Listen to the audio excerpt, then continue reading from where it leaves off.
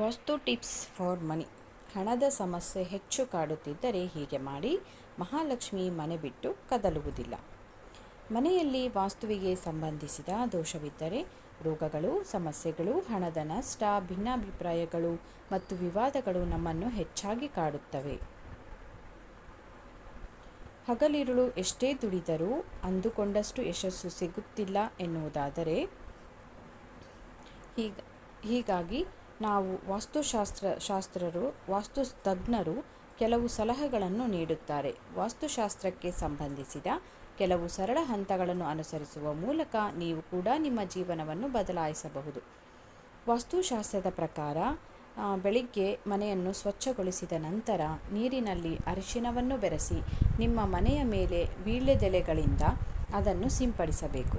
ಅದೇ ರೀತಿಯಲ್ಲಿ ಗಂಗಾಜಲವನ್ನು ಸಿಂಪಡಿಸಿ.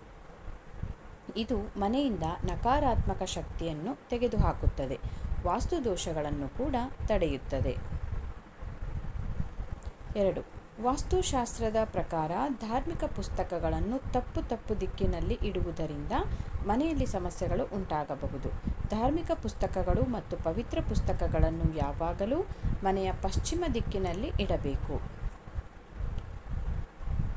ಹಾಸಿಗೆಯ ಒಳಗೆ, ಹಾಸಿಗೆ ಅಥವಾ ದಿಂಬಿನ ಕೆಳಗೆ ಧಾರ್ಮಿಕ ಪುಸ್ತಕಗಳನ್ನು ಇಡುವುದನ್ನು ದಯವಿಟ್ಟು ತಪ್ಪಿಸಿ, ಇದು ಅಶುಭ. ವಾಸ್ತುಶಾಸ್ತ್ರದ ಪ್ರಕಾರ ಹಸುವಿನ ತುಪ್ಪದ ದೀಪವನ್ನು ಹಚ್ಚಬೇಕು ಮತ್ತು ಮನೆಯ ಪೂಜಾ ಕೋಣೆಯಲ್ಲಿ ನಿಯಮಿತವಾಗಿ ಗಂಟೆ ಬಾರಿಸಬೇಕು.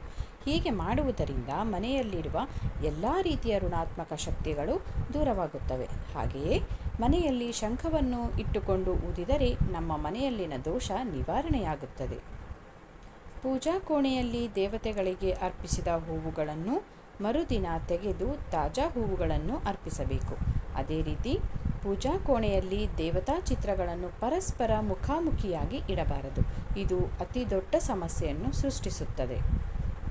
ವಾಸ್ತುಶಾಸ್ತ್ರದ ಪ್ರಕಾರ ಪೊರಕೆಗೆ ವಿಶೇಷ ಮಹತ್ವವಿದೆ. ಪೊರಕೆಯನ್ನು ಮನೆಯ ಬಾಗಿಲ ಬಳಿ ಇಡಬೇಡಿ. ಹೀಗೆ ಮಾಡುವುದರಿಂದ ವಾಸ್ತುದೋಷ ಉಂಟಾಗುತ್ತದೆ. ಇದಲ್ಲದೆ ಪೊರಕೆಗೆ ಕಾಲು ತಾಗಿಸಿದರೆ ಧನಹಾನಿ ಆಗುತ್ತದೆ. ಯಾಕೆಂದರೆ ಪೊರಕೆ ತಾಯಿ ಲಕ್ಷ್ಮೀ ದೇವಿಯ ಸ್ವರೂಪ ಎಂದು ಕೂಡ ಹೇಳಲಾಗುತ್ತದೆ. ಮನೆಯ ಒಳಗಿನ ಗೋಡೆಗಳ ಮೇಲೆ ಸುಂದರವಾದ ಮತ್ತು ಮನಸ್ಸಿಗೆ ಮುದ ನೀಡುವ ಫೋಟೋಗಳನ್ನು ಇಡಬೇಕು. ಈ ರೀತಿ ಮಾಡುವುದರಿಂದ ಮಾನಸಿಕ ಅಸ್ವಸ್ಥತೆಗಳು ದೂರವಾಗುತ್ತವೆ. ಹಿಂಸೆ ಅಥವಾ ಯುದ್ಧದ ಚಿತ್ರಗಳನ್ನು ಮನೆಯಲ್ಲಿ ಇಡಬಾರದು. 6. ವಾಸ್ತುಶಾಸ್ತ್ರದ ಪ್ರಕಾರ ನಿಮ್ಮ ಮನೆಯಲ್ಲಿ ಯಾರಿಗಾದರೂ ರಾತ್ರಿ ನಿದ್ದೆ ಬಾರದಿದ್ದರೆ, ವಾಸ್ತುದೋಷದಿಂದ ಕಿರಿಕಿರಿಯಾಗಿದ್ದರೆ ಆ ವ್ಯಕ್ತಿ ದಕ್ಷಿಣಾಭಿಮುಖವಾಗಿ ಮಲಗಬೇಕು. ಹೀಗೆ ಮಾಡುವುದರಿಂದ ವ್ಯಕ್ತಿಯ ವ್ಯಕ್ತಿತ್ವವೇ ಬದಲಾಗುತ್ತದೆ, ನಿದ್ರಾಹೀನತೆಯು ಸುಧಾರಿಸುತ್ತದೆ. ಮನೆಯ ಈಶಾನ್ಯದಲ್ಲಿ ಕಸ ಅಥವಾ ಭಾರವಾದ ವಸ್ತುಗಳನ್ನು ಮತ್ತು ಯಂತ್ರೋಪಕರಣಗಳನ್ನು ಸಂಗ್ರಹಿಸುವುದನ್ನು ತಪ್ಪಿಸಿ. 9. ವಾಸ್ತುಶಾಸ್ತ್ರದ ಪ್ರಕಾರ ಒಣ ಹೂವುಗಳು ಮತ್ತು ಪ್ಲಾಸ್ಟಿಕ್ ಹೂವುಗಳನ್ನು ಮನೆಯಲ್ಲಿ ಇಡಬಾರದು. ಅವುಗಳನ್ನು ಸಾಧ್ಯವಾದಷ್ಟು ಬೇಗ ತೆಗೆದುಹಾಕಬೇಕು ಮತ್ತು ಬದಲಾಯಿಸಬೇಕು. ಹೂವುಗಳು ಒಣಗಿ ಹೋದರೆ ಹೊಸದನ್ನು ಇಡಿ ಮತ್ತು ಒಣಗುವುದನ್ನು ತಪ್ಪಿಸಿ. 10. ವಾಸ್ತುಶಾಸ್ತ್ರದ ಪ್ರಕಾರ ತುಳಸಿ ಗಿಡವನ್ನು ಮನೆಯ ಈಶಾನ್ಯ ಭಾಗದಲ್ಲಿ ನೆಡಬೇಕು. ಇದರೊಂದಿಗೆ ಪ್ರತಿದಿನ ಸಂಜೆ ತುಳಸಿ ಗಿಡದ ಕೆಳಗೆ ಶುದ್ಧ ತುಪ್ಪದ ದೀಪವನ್ನು ಹಚ್ಚಬೇಕು.